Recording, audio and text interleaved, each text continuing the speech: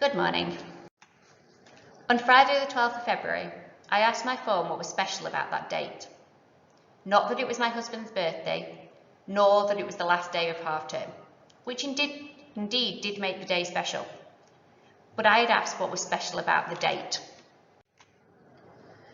12/02/2021 is not only a palindrome, but it is also an ambigram. The date not only reads the same backwards as it does forwards, but it also reads the same upside down. I love looking at dates and finding out special things about them. Mrs. Fitzpatrick is forever getting texts about the dates, including a couple of weeks ago when the date went 4321. But there's another special date that's coming up, the 21st of March. This is special for a different kind of reason. It's the date of the next census. A census allows us to collect data through the whole of Britain in one go. It's a feat of logistical excellence, and the data collected allows so much to happen. Every 10 years since 1901, except in 1941, when no census was taken due to World War II, the nation has set aside one day for the census, a count of all people and households. It's the most complete source of information about the population we have. Every effort is made to include everyone, and that is why the census is so important. It is the only survey that provides a detailed picture of the entire population, and is unique because it covers everyone at the same time and asks the same core questions everywhere. This makes it easy to compare different parts of the country. It's a mandatory duty, which means you have to take part, and not doing so will result in a £1,000 fine. Last time, a total of 94% of people took part. Not only can we see how trends develop over time, but different organisations can use the data to help. Census information helps the Mental Health Foundation support those at risk of mental health. The Salvation Army uses census information to reach out and support people in need. Census information helps the Snowdonia National Park Authority learn about the local population. The London Fire Brigade uses census information to identify and prevent fires in high-risk areas. Your information is put into the forms where you spend the evening.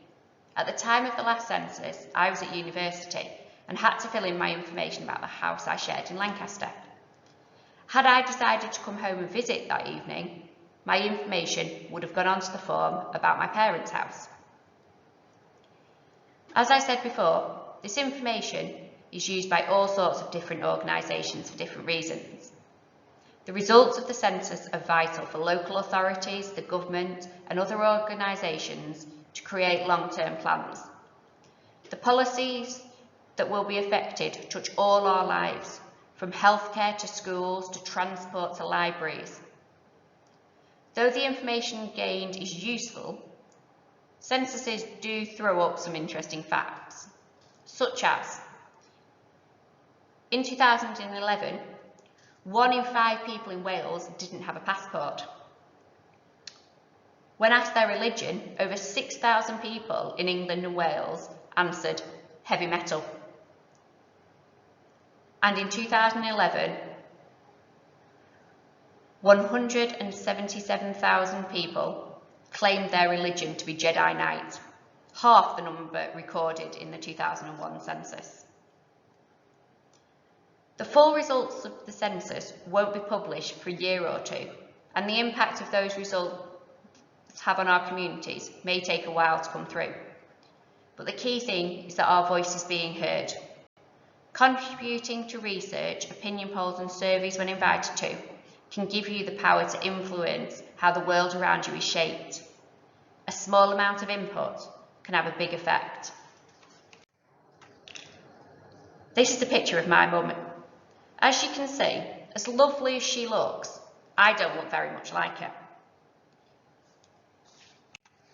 However, this is a picture of my granny, taken upon her graduation from Edinburgh University with her degree in English.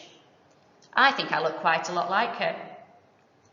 If I look at pictures that she had in her house, there's quite a strong facial likeness between myself and many of my female ancestors. However, many of these pictures are nameless, so I don't have a clue who I'm looking at, though many have a location written on them. So this got me started. How can I find out who these people are? My granny was also interested in this, so I carried on her work, though I can do it a lot quicker than she could, as I have the internet rather than searching through books and newspapers by hand. So how does all this link? I used the information gathered in previous censuses to find where my ancestors were at various times in their lives, and have managed to trace back marriage lines, births, deaths through vague information I found on the census. I used the census information to give me rough timelines to when children were born, as census didn't used to ask for the date of birth, so I could look them up on baptism registers and the like to find more information.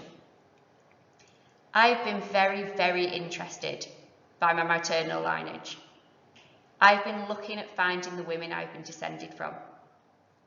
I especially like to find things out, like my great-grandmother was a wren in the World War, and my great-great-grandmother became a postmistress over her older brothers. But I can't find out why this happened, but it certainly was unusual for the time. In my research into this, I've discovered I have the same DNA as these women. Well, partly. I have the same mitochondrial DNA as they do. Our cells contain two types of DNA, mitochondrial DNA and nuclear DNA. The two types of DNA differ mainly in structure as well as in the number of genes carried in each.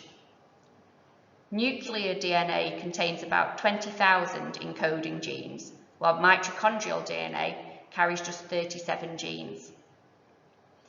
Mitochondrial DNA carries characteristics inherited from a mother in both male and female offspring.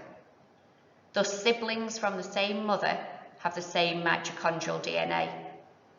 In fact, any two people who have an identical mitochondrial DNA sequence if they are related by an unbroken maternal lineage. This is something I find fascinating. All the brilliant, amazing women I am related to have the same mitochondrial DNA that I do, and I can use the information collected to help trace these women. Thank you for listening.